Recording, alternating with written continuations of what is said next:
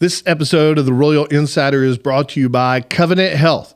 Covenant Health, the official sports medicine partner of Johnson University Athletics.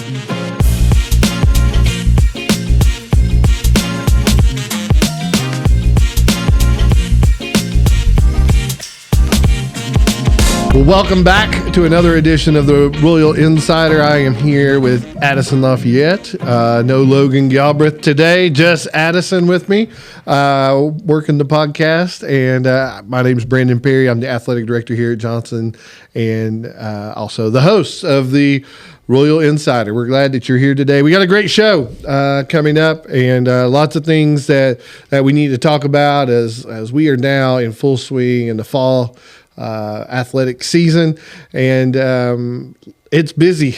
It's really busy. So I think we've now got by the time this show airs, I think we've got 5 teams who are actively playing games.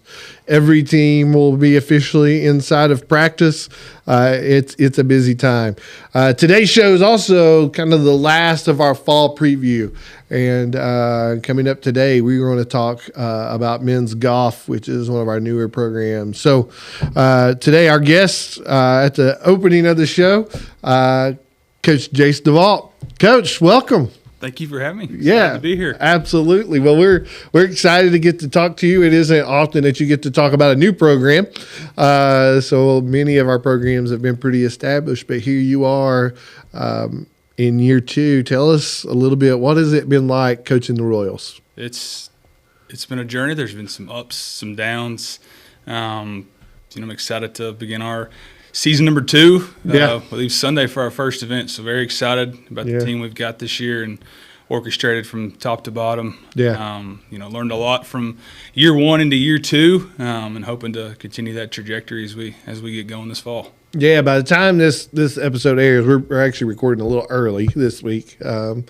So by the time this airs, you would have already played. So everybody who's seen this, now you're giving the result. So a little later in the episode, I'll be giving the result. And, let's go back before we dive into what this year looks like. Let's go back to last year and take us through a little bit of like what it was like, first, your journey to get here. Tell us a little bit about you and how you ended up coaching at Johnson. Yeah, so golf has always been a big part of my life. Along with a bunch of other sports growing up, I played anything with a ball, anything I get my hands on, and then just kind of fell in love with golf as well. And then, as I got older and became older and realized maybe I could take this to the next level. And when I got into high school and started talking to my high school coach, and he's like, "Yeah, I see a future in golf." And then I started practicing a little bit more, and wanted to play at the next level. And was able to get that opportunity. I attended Milligan College my first year. Played for the Buffaloes for 1 year, and after a year just wasn't the right fit for me, wasn't the right place. And so now I transferred to ETSU up in Johnson City. Was trying to walk on there, higher level. Didn't get that opportunity, so I played on the club team. And we had a bunch of good players and a bunch of talent, and he did that for 2 years and really enjoyed it. But I thought, if I want to play at the highest level, which is obviously the PGA Tour for golf, right? I've got to be playing a little bit more competitively. So I reached out to a bunch of coaches in any college that would accept me as another transfer. And Carson Newman was one of those ones that, gave me the opportunity. And it's kind of really what I want to, not necessarily build the program on, but, when I sat down in Coach Wiley's office, he asked what I wanted to do. And I said, I want to play on the PGA Tour. And a lot of coaches that I talked to in recruitment were like, "Oh, yeah, it's probably not going to happen. What do you want?" He said, "Yeah, I'll get you there."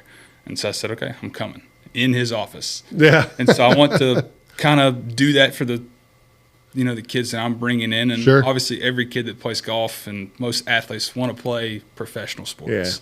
And so I want to try and give them that opportunity and take all the experiences that I had, playing professionally for 4 years. I dabbled in several different tours and made the Korn Ferry and So I want to try and bring those experiences and habits that I had playing out there to know these kids at this level that may want to pursue that someday. Absolutely.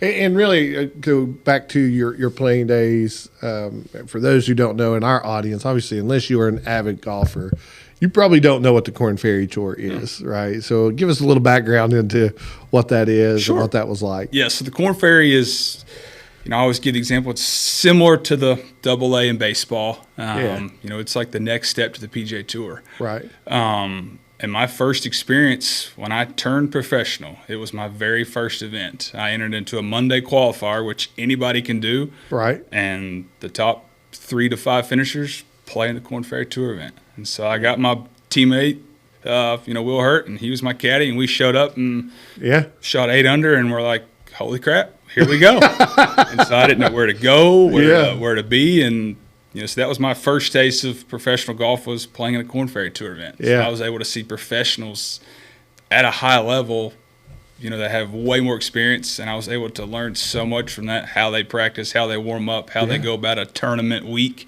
And was able to kind of build off that. So it was really cool to start that way, to see what it takes really at the highest level of golf, instead of just showing up and playing golf. Which I'm sure is shocking, what it actually takes. I know my high school baseball coach was a major league scout, and he would talk about that a lot. And there were days when we would try out for, at a major league tryout or at a just different events, and I was always shocked by the gap that exists. So you think you're good, until you play those. It's a fine line once you get to the top of every detail matters, and that's every sport. And it's you think you can shoot these low scores, but you don't understand the pressure that goes when you're playing for a lot of money, a livelihood in a sense. So well, and I would also imagine that playing at this high level, not many people have the opportunity to play professionally in the sport that they love, and you did.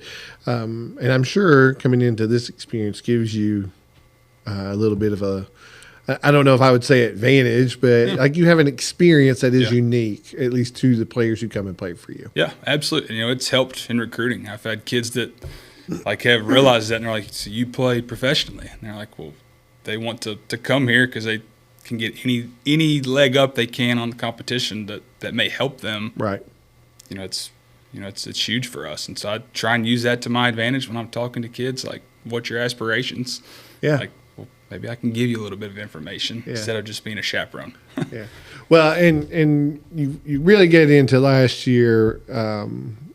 And I would say, you and I have talked about this several times. I'll say it in front of an audience today, but kudos to you in that we started, May? It was May-ish, we hired you on in May, and you were able to pull a team together.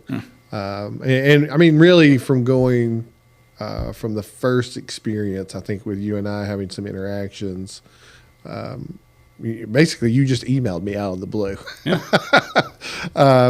Did you even know who I was before that? I hadn't. When I saw your name, I was like, I know this name from somewhere. And then looked it up and was like, okay, there is a connection here. Maybe that can help me in this situation. So Jace and I are from the same area. So both of us grew up in Upper East Tennessee. I was Bluff City, Tennessee. I went to Sullivan East High School, Bristol. But right on the line of Bristol. Essentially, my address was Bluff City address, but the way the zoning works, it sent me to Tennessee High. The Tennessee High, which if you're not from that area, those are bitter rivals. We are on the same road even, about 5, maybe.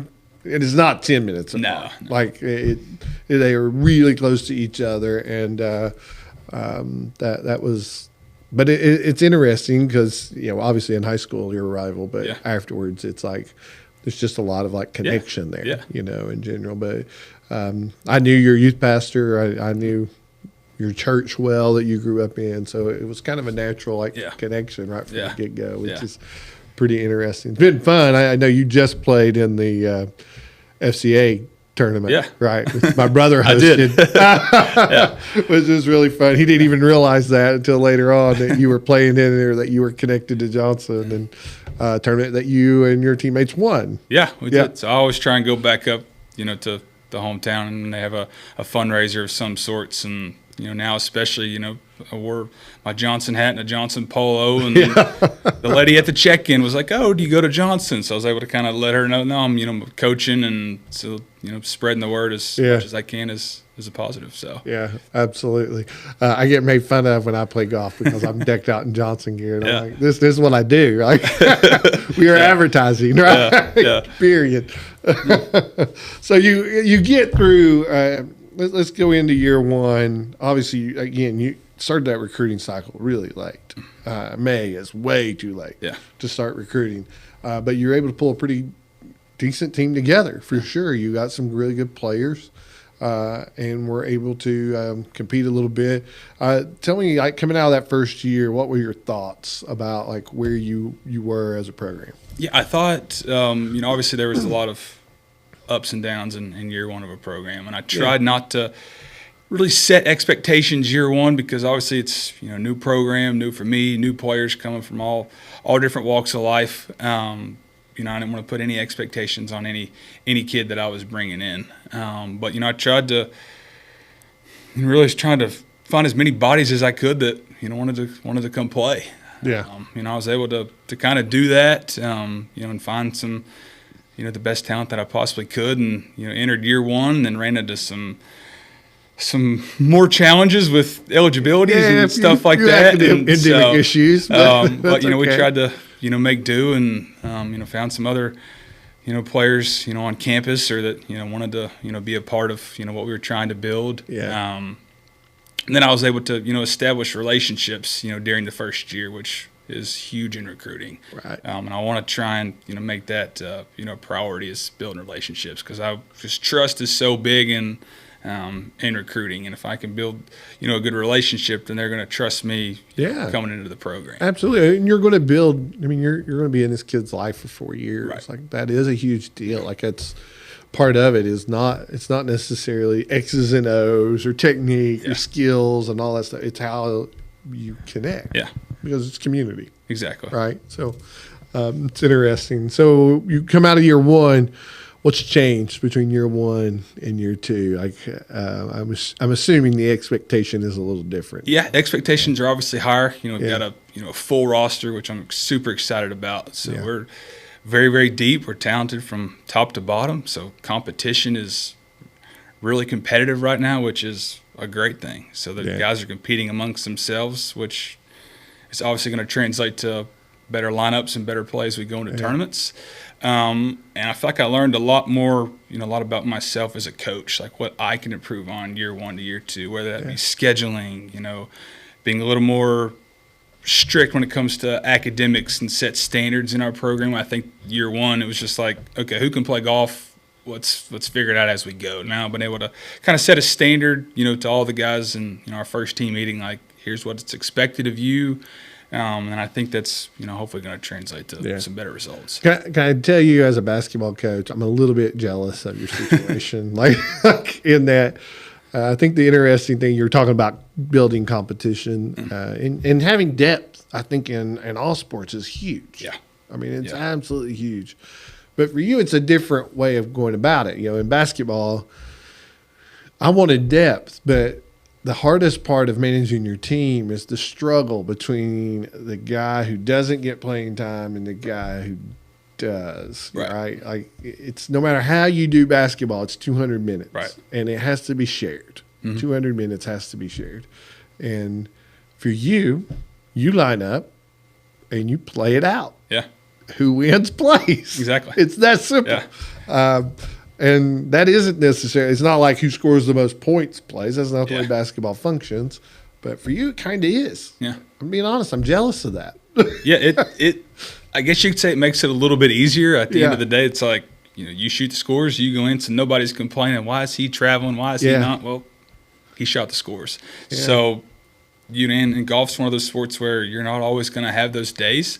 So, having a deep roster, the guys who aren't traveling know if so-and-so doesn't play too well, if I'm keeping my game sharp, I may travel the next tournament or the next tournament. So that competition, always is a good thing. If you're not really working when you're not traveling, it's going to show. Yeah. So.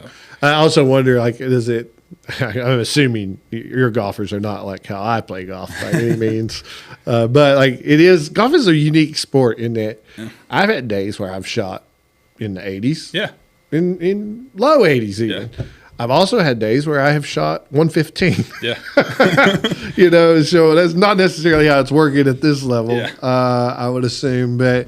I think trying to figure out that balance when it's like that, because you might get a surprise in the lineup. Right. And, I've already seen that from, for in the lineup for the first tournament. Yeah. I had, when I was recruiting these guys and we started playing, kind of had it in my mind too. I might think, I didn't want to set anything in stone, but I kind of had in my mind who I thought may compete. And, I've had some surprises. And I think that shows from these guys.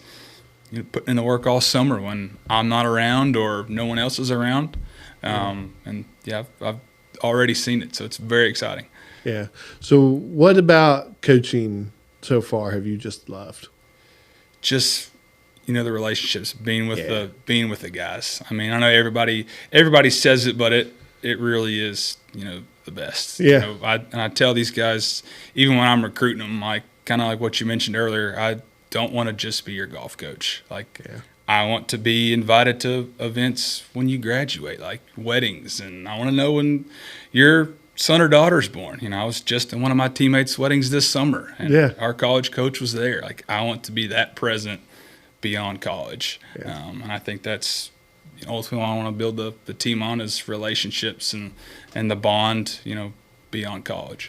Well, it's a beautiful thing. I mean, I've said it on this podcast several times, like it's what the church was supposed to be, right? It's is this idea that you live life together, which I think is I don't know, it's an amazing opportunity that you get there.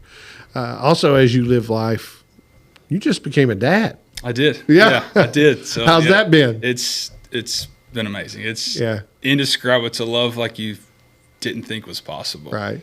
So Harrison's he was 6 weeks old yesterday or Wednesday, so he's growing quick. So it's been very exciting. Has he had a club in his hand yet? Pretty much. I get asked that a lot. He will have a club as soon as he's got already little plastic sets. So I'm excited to put those in his hands when he can start walking. Yeah. Yeah, there you go. Also, you never know how that's going to work out, right? Exactly. Like he may be something he hates when it comes down to it. But, it's just how it works. Well, how has that changed, I think, with the way I mean, year one, there's not a kid. Year two, now there is. Has it, changed the way you've gone about your business? Yeah, a little bit. Obviously, scheduling is different, with doctor's appointments and, feedings and all that comes with having a new child. And just being present. Yeah, being present. And, I was, up front with my guys. They all knew that, this was coming. And so they ask about him. So they know if I got to go be somewhere or, do something, or they know that the kids first. Yeah, and, that's awesome. I'm excited to show the guys. They haven't met him yet, so I'm going to bring him out to practice one day so they can see him. But so. I used to tell, I still say this a lot if I have recruits come on campus that I end up talking to is, if you can't love my kids, don't come. Right. Just don't come here. Right. And that's not about my kids being special, even though they are.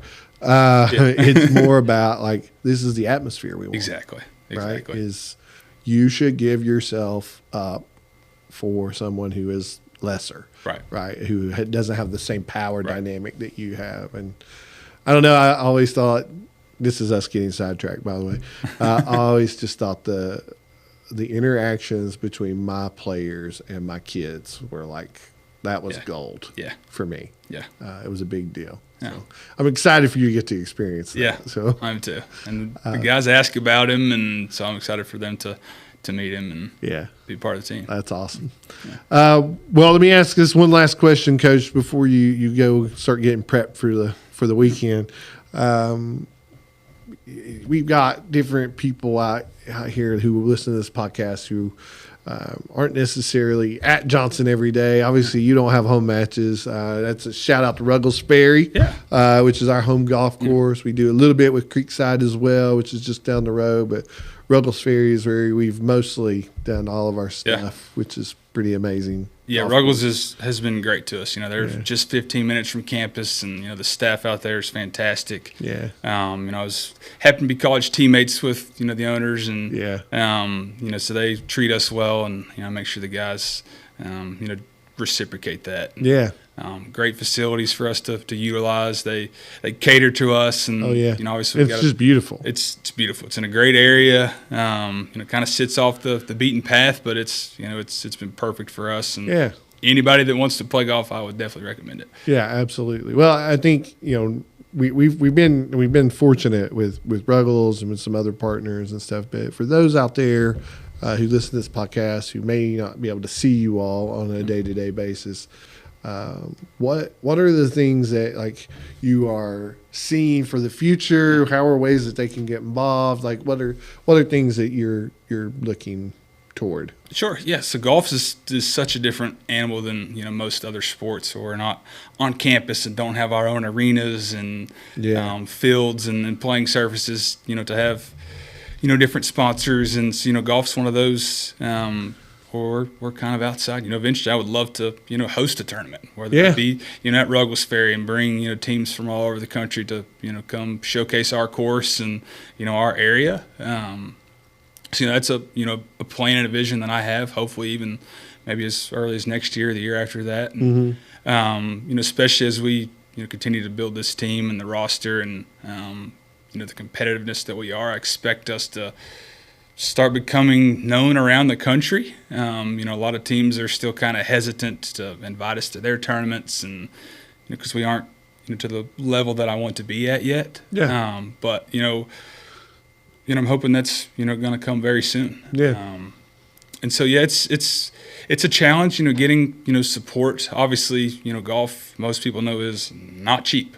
Yeah. So, and that comes from clubs to spending $50 to play. Yeah. So we try and provide the best we can for these athletes and the golfers that we're bringing in. And I have visions to have things on campus here and have a place for them to to get work in, aside from having to travel off campus. And that's another thing, with most colleges, nobody really has a golf course on campus unless you're one of the big time universities. Right. So we these guys are spending their own time and money traveling to and from the golf course each day. And, they may run into school traffic when we practice in the afternoon, so it hinders their practice time. So their class time. Exactly, and their class time. And so obviously we run into daylight.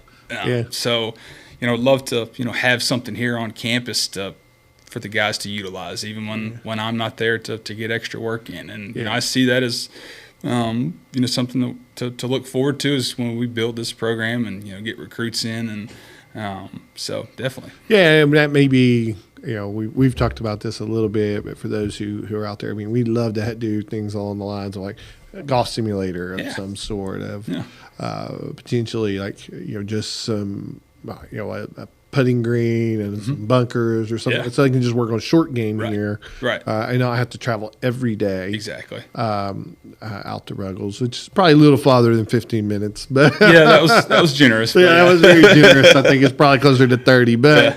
That's a long way for them. So, having something like that, or even if we can find the space on campus to do a small driving range or one or two holes or something like that just allows our players to be able to practice here and ups our like recruiting. Exactly, abilities. Especially because I'm recruiting kids from all over the world that come here that do not have cars. So if they're teammates in class and they want to go practice, I try and take them to practice whenever I'm available. But if I'm not available, they're sitting in their dorm waiting on a ride. So that's it's massive to be able to have something on campus where they can go in and get a little bit of work. Outside of waiting on their teammate to drive them. So. Absolutely, it's going to be amazing what it can be. And I think the beauty of any of us who have played golf, I wish I played more golf than I do, but someday I need you to like show me how to do it well. But but I think the beauty of what golf is, the sport obviously is great, but it's just 18 holes, and Yeah. it's not that many strokes when it comes down to it. The beauty of what it is the time you spend in that cart with people, and that connection that you're able to build. And for you, I would imagine that allows you to share about faith and ministry and what that looks like in the long haul for your players. Yeah, absolutely. And I try and, especially our van rides to tournaments, I try and open up conversations. And I actually had a player last year from a different country who knows faith, knows Jesus on a much smaller scale, and being able to have those conversations. We had a really good long conversation. He just kind of asked, like, what do you think of Jesus? And so being able to kind of share my story with him kind of just opens his eyes, just for them to, and that's what I want kids to do is, I tell them, like, nothing's, forced upon, just ask, be open to it. And I'm starting to see that more and more with, with these kids, and, it's fantastic. Well, and the beauty of what Johnson is and can be, obviously our calling card is that we believe everyone, regardless of vocation, has a call in the ministry. Exactly. We see that for sure. Yeah. But also to be able to see, I don't know, the kids who come in, they all come in at a different place spiritually. Yeah. And to see them come in at this place of I don't know, it may not be at the height that you think, I'm ready to go into ministry. But most of our kids are coming in with this basic belief. Right. And that this ability that athletics has to be able to help them, form and grow and continue to push deeper into faith. I think it's unique and beautiful in what it is. So I really do think men's golf in that sense is a unique opportunity. Sure. Yeah, absolutely. And I think it starts with me, and I try and, walk the walk. Like, I want these guys to see how I'm living, and they see, Coach, you're so positive all the time. What is that? Yeah. Why is that? Yeah. Well, it's Jesus. And so I want to kind of instill that into the players, see the way I walk and the way I live my life, and hopefully they start asking questions. Why this? Why do you do this? And I'm able to show my faith and talk to my faith about them, and those questions then become decisions, and that's what that's right. Beautiful. Coach, thank you for being here today. We're glad to have you, and good luck this weekend. Of course, we'll know the result by the time this comes out, but good luck to you and the guys, and we'll talk soon. Awesome. Thank you for having me. Yeah, absolutely. We'll be right back after this. What does strength in numbers mean to you? At Covenant Health, it means we see nearly 2.2 million visits annually. It means our 13,000 dedicated experts are all working together for a common goal. With over 150 locations throughout East Tennessee, you'll always find an open door to care, because we are committed to being the first, best, and strongest choice for the one number who matters most. You. Covenant Health. Let our strength be yours. Well, and we're back. Thank you for Coach Devault for a good interview.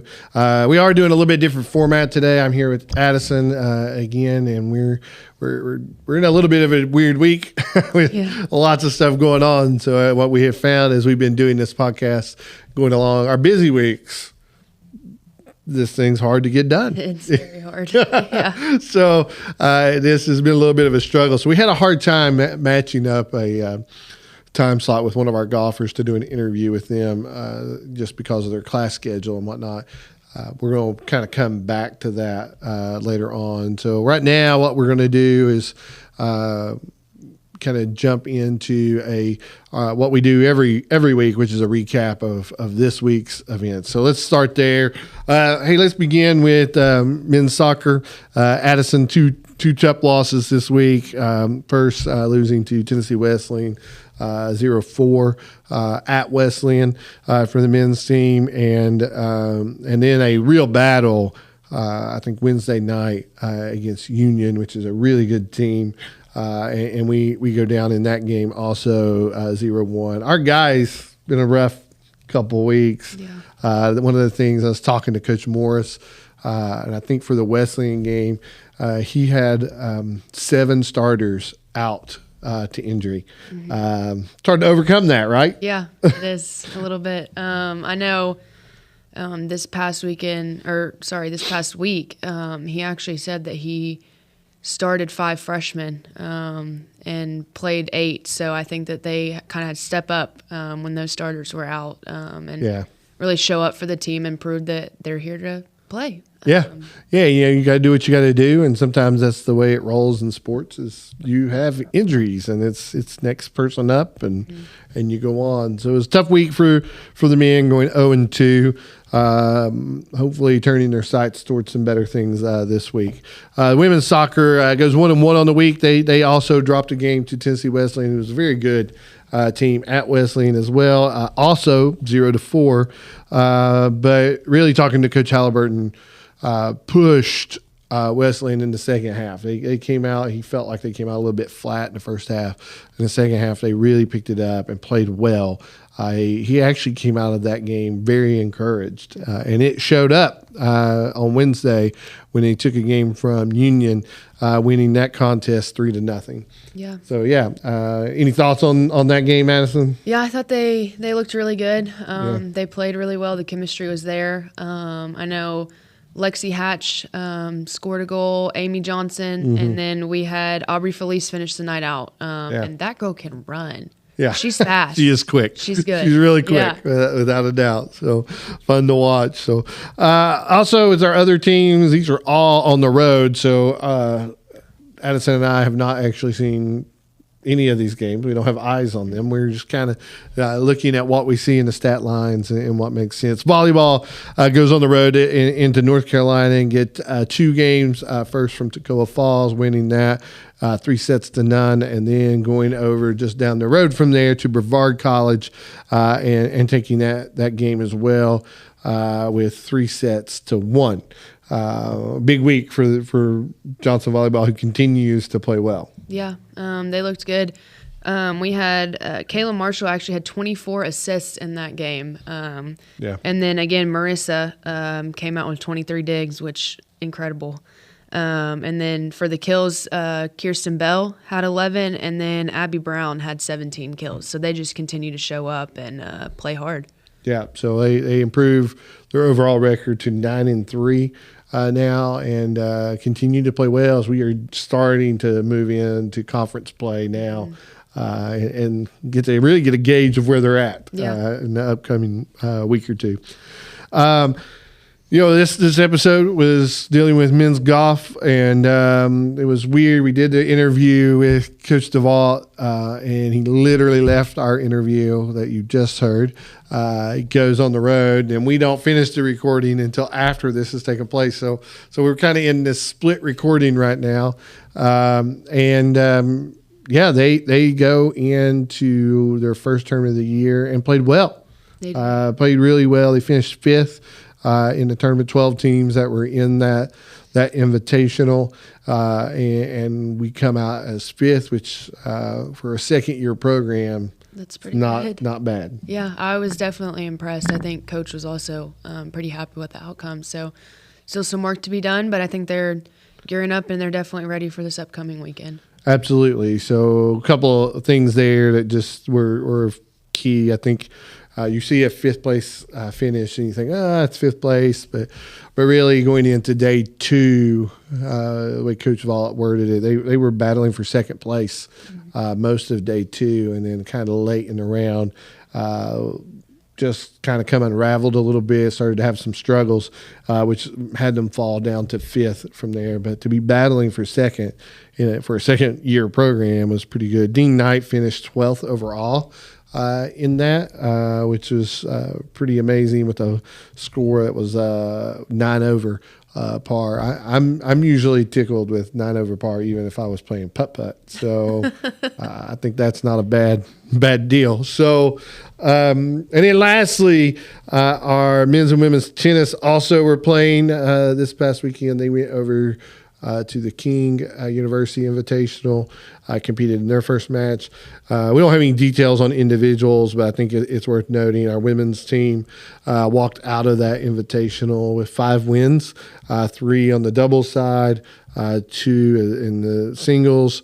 Our men's came out pretty good as well. They have 3 singles wins and 5 doubles wins, a total of 8 overall. I think from what I can understand, Coach Hill pretty satisfied with the first weekend. Yeah. I think he was pretty excited with how they played, and just a good look for how the season's going to go, I think. So I know I was impressed with him. I don't know much about tennis, but I do enjoy watching it. And to see how excited they were coming back, I think also showed just, they're ready. They're ready for the year. Yeah. Especially those girls. They were real happy. So yeah, I think just to see them battling against Division II competitions, big deal. So hopefully it's something they're going to be able to build on, take into conference play.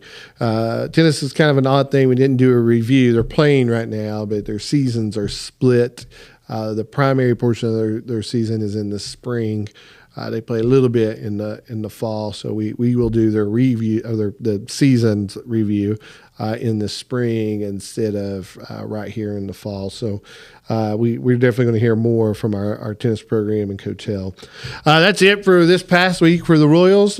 We will take a quick break, and then we'll be right back to do what's coming up. Everywhere you look, you can find unexpected things that make you smile. Little reminders to care for your heart. At Covenant Health, we bring more heart to more places. That means more locations, advanced treatments, and expert physicians. Because we know your heart beats for more than just you. It beats for the people, moments, and dreams that matter most. More heart in more places for you. Covenant Health. Let our strength be yours. We're back, and in this segment, we're looking ahead to the things that are coming up with the Royals this week. Let's start out with volleyball. They are going to have their first home opener, Addison, against our rival, Milligan University. Still feels weird to me to say Milligan University instead of Milligan College, but Milligan University coming to Johnson for a big matchup. Right off the bat, first home game for volleyball. Yeah. I think they're excited. I know we're excited. Yeah. Got some high expectations for these girls after the way that they've been playing, and especially to see them at home. I think it's going to be a lot of fun. Yeah, it's also the first home event for volleyball for our new SID and our new game day. I don't know what we ever decided Logan's title to be, but whatever we said it was. Both of you having that first event, so getting workers to those events is going to be fun and exciting as well. So, I'm really excited about Milligan. Milligan finished, I believe, second in conference last year. If I'm not mistaken, I think they made it to the championship round. It was a back and forth all year long. I think we took one in the regular season, and they took one from us at their place, and it was a battle. So anytime Milligan comes to our campus, it's something exciting. We really want people to come out and watch. Also on that day, they will be getting another sister school. They're both Milligan and Point, who they'll be playing later, are from our faith background and with Christian Church's Church of Christ. And so Point used to be in our conference, moved out. I think this is their second year not in the conference. They moved to the southern states. But it's good to be able to have that matchup, coming here as well. So those are 2 big games. And then later volleyball goes on the road Tuesday to play at Union. And that's going to be another big one for them. This week for volleyball, sitting in at 9-3 is a big test to see where they are, for sure. So, soccer also on the road this week. They are the women are going to be playing really at home. Actually, they're going to play here first on Saturday. We got double duty this week with volleyball and a women's soccer game going on at the same time. They are playing Brunel University in a conference matchup on Saturday. No men's game, just the women's game. And then later in the week, it is the both soccer teams, both men and women, are traveling to Spartanburg Methodist. Spartanburg new to our conference, their first year officially in the conference, and we're getting a pretty early head-to-head matchup to see what that looks like. So excited about the soccer team, and like I feel like we've gotten off to some rough start here, but it feels like both teams are ready to turn the corner, especially the women. I think has really gotten some things figured out. Men obviously have to get healthy, and that's a big thing that they're working on and trying to figure out. You can't help that sometimes. Injuries just happen, but they're definitely on track, and you're seeing things get just a little bit better each week. Yeah. I'm excited to see them play, especially this team that's new to our conference. So I think it'll be good. Yeah. So then there are a couple of invitationals that are happening. Our golf team going to the East Tennessee Collegiate, that tournament there in Upper East Tennessee. They get to get another shot, see where they're at, to see how the team's going to look. And then tennis, traveling up to Georgetown University, not the Georgetown in D.C., but Georgetown, Kentucky, is who we've got, and which is a pretty tough matchup as well. But they've got the ITA regional event up there, and really starting to kind of get into the rhythm of their fall schedule. Yeah. So, those are the events that are coming up this week for the Royals. Definitely check us out. Stay tuned. One of the beauties of our division is most events are live streamed in some way, shape, or form, especially the ones at our venues. We are struggling. I'll go ahead and say this. Most everyone knows that we built a new soccer facility over the summer, and our live stream is the last piece that is going in, and it has been a struggle to get all the pieces for that. And I am very hopeful that it's going to be finished for tomorrow's game. If not, it will be finished next week for sure. But we've got it there. I was on the roof of a press box this week, getting the camera up and installed, and right now it's just getting it connected to the Wi-Fi. That's been a little bit of or it's not Wi-Fi, it's hardwired in. So that's been a little bit of a trick. Yeah. Hopefully those are going to be coming, and then you will see our stuff go live. Addison, you don't even know this. I just found this out yesterday, and I don't think I've told you or Logan this big news. Our media service department does amazing work. I mean, they truly are amazing. So they do the broadcast for all the inside events, and help us a little bit with the outdoor events, but their systems they don't have outside, so it's a little bit of a split situation. So, but they help us get it all up, and they use a company called Boxcast to do all of our events. But they just recently, I think we just launched a Apple TV app now, so you're going to be able to pick up all of our stuff on Apple TV, and maybe even a couple of other streaming services as well. But I believe it is the Royals Live app that you're going to be able to pull on and be able to start watching all of our games straight from there. Yeah, that'll be really cool. I didn't know that, so I'm surprised, but that's gonna be cool. I'm excited. It was a surprising phone call I got yesterday from Stuart. I actually remember us talking about that months ago. That was something he was working on, and honestly, totally forgot it. And now all of a sudden it's here. So we're pumped about that and what that's going to be and what opportunities it's going to have. We're also looking for. There's been some changes with basketball and just the way that those games function, moving towards all media timeouts like you would see at a Division I game now. It's something that changed in our conference. So those who want to use our live stream as a way of advertising, it's incredible. Our indoor venue actually meets ESPN3 standards, instant replay and all. So we're doing some really good things. We have pretty high volume on our watches, so we're hoping to even up that some more. So we're definitely looking for partners to help us with that broadcast.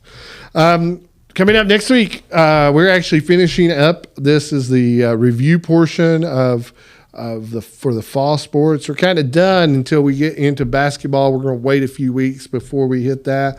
Next week, we're going to do a different podcast, a little bit of a role reversal. So Addison is going to be hosting the podcast next week, and her guest will be me. So we're going to switch seats. Yes. And but our hope and our goal there is to, obviously I've been playing the role of host, but there are a lot of things that are happening in athletics. We just released a new strategic plan. We want to spend some time talking about that, why we do some of the things that we do, and what our hopes and our goals are for the next few years. So if you're truly interested in who the Royals are, I think next week's going to be a really good week. Yeah. And Addison, the first time she's ever hosted a podcast, right? Yeah, I'm excited. I've always wanted to have my own podcast, so to Oh, sit there in you that go. seat for one day is going to be There you go. So it might be a permanent move. We'll just see what happens here. I guess we'll just see how good I do. Yeah, and we'll then- see. I'm not going to tell her. If she shows back up in this seat, then she did great. And if not, I guess we all know the answer, right? So Great. no pressure for you, Yeah, Addison. none at all. Yeah. No, she's going to do a fantastic job. It's going to be a really good week. And I'm excited to be able to do that and to talk about Johnson Athletics a little bit more in depth next week. So that's all that we got for today. We thank you, as always, for joining us with Addison Lafayette here and Logan Galbraith somewhere else, but typically here. I'm Brandon Perry, the athletic director and host of the Royal Insider. Thanks for being here.